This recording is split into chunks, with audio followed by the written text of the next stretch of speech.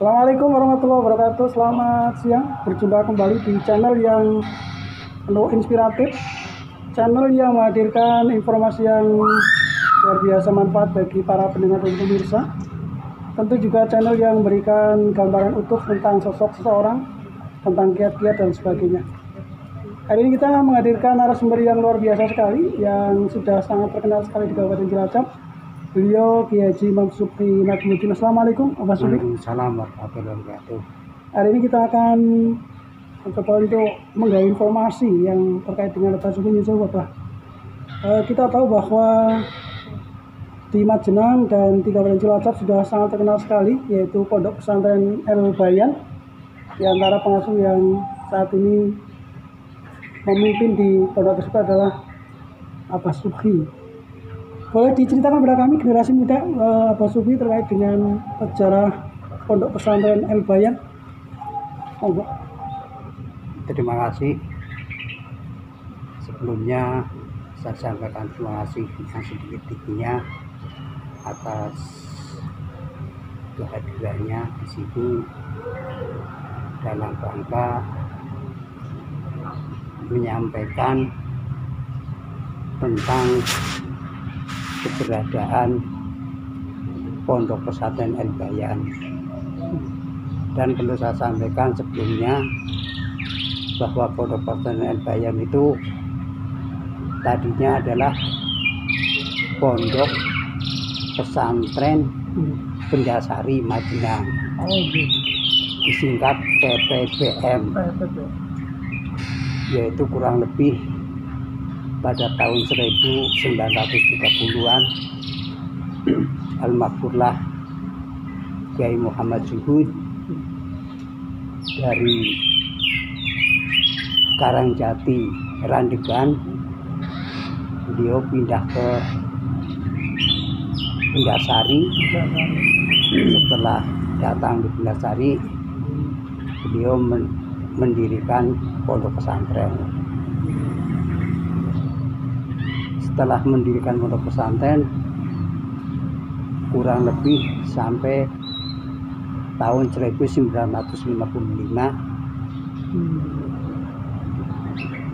waktu itu beliau seda, terus digantikan oleh almarhumlah ayah saya Kiai Haji Najmuddin, dibantu sama adiknya, yaitu ada Kiai Sugrowarti, Kiai Taiful,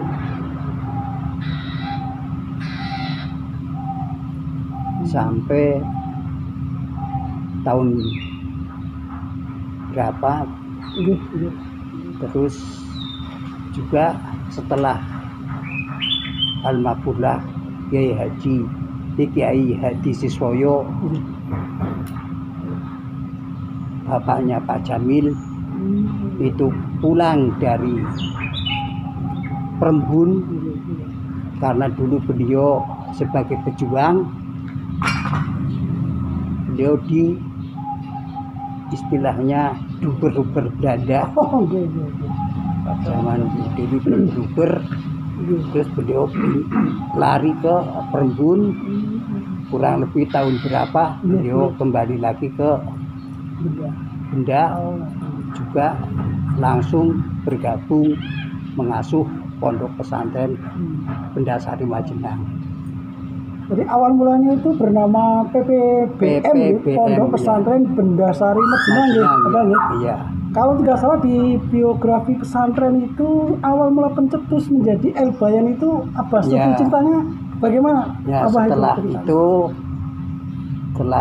Mbah Kiai yang memegang pondok pesantren ini kurang lebih pada tahun 69 atau 68, Masjid Bendasari Majenang itu dikasih nama oleh ayah saya Al Bayan. Daripada nama itu hanya untuk nama masjid, maka pada tahun 1970 77 Pondok Pesantren Bendasari Majenang saya rubah menjadi Pondok Pesantren El Bayan Bendasari Majenang, sekaligus juga mendirikan yayasan pada waktu itu, dan dipimpin oleh ayah saya, yaitu kurang lebih 48 tahunan lah. Luar biasa. Waktu itu masih pendidikannya itu masih salafiyah atau istilahnya hanya agama saja.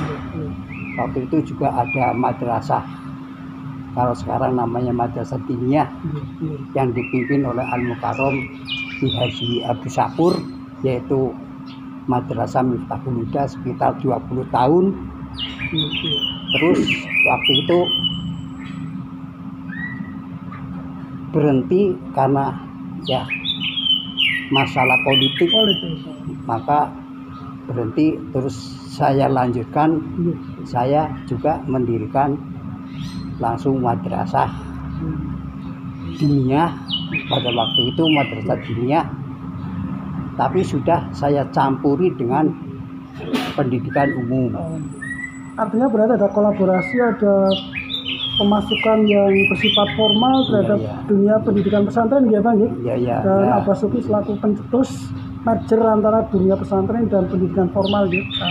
Terus akhir-akhir ini pada waktu itu madrasah namanya juga sanawiyah, tapi belum terdaftar. Jadi kurikulumnya juga masih kurikulum lokal. Nah, dengan adanya masyarakat yang mempunyai minat ingin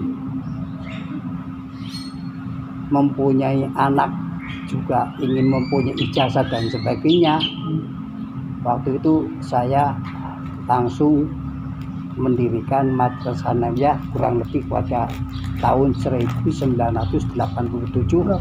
Itu saya dirikan madrasah formal, sebab waktu itu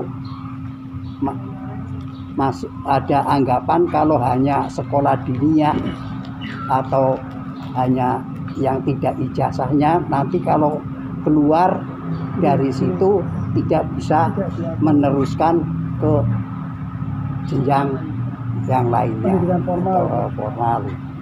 Dan alhamdulillah waktu itu juga saya dirikan madrasah sanawiyah. Terus nggak tahun berapa lagi, terus juga saya dirikan madrasah aliyah tahun 89, sekitar tahun 1989. Jadi kenapa saya mendirikan madrasah formal dan madrasah diniyah ini adalah tidak bukan adalah untuk memajukan agama kita, yaitu agama Islam. Soalnya pendidikan di dalam Islam ini juga membutuhkan pendidikan umum dan sebagainya, dan untuk memperkuat bidang-bidang pendidikan yang lainnya supaya Islam itu juga menjadi kekuatan, khususnya Ahlus Sunnah wal Jamaah. Sungguh luar biasa sekali secara pesantren El Bayan, merger pesantren dan pendidikan formal dengan misi beliau yang luar biasa sekali untuk memandang masa depan, sehingga para santri tidak cukup dengan pendidikan formal pesantren, tetapi juga digabungkan dengan pendidikan formal. Kita tahu juga Abah Suki bahwa Abah Suki itu di samping juga pengasuh pondok pesantren yang luar biasa besar, yaitu El Bayan di Majenang. Semua orang hampir tahu bahwa Abah Suki itu adalah pengusaha sukses yang luar biasa sekali di Kabupaten Cilacap, khususnya di Majenang. Ada satu toko serbada, yaitu Laksana Baru, hampir semua masyarakat tahu.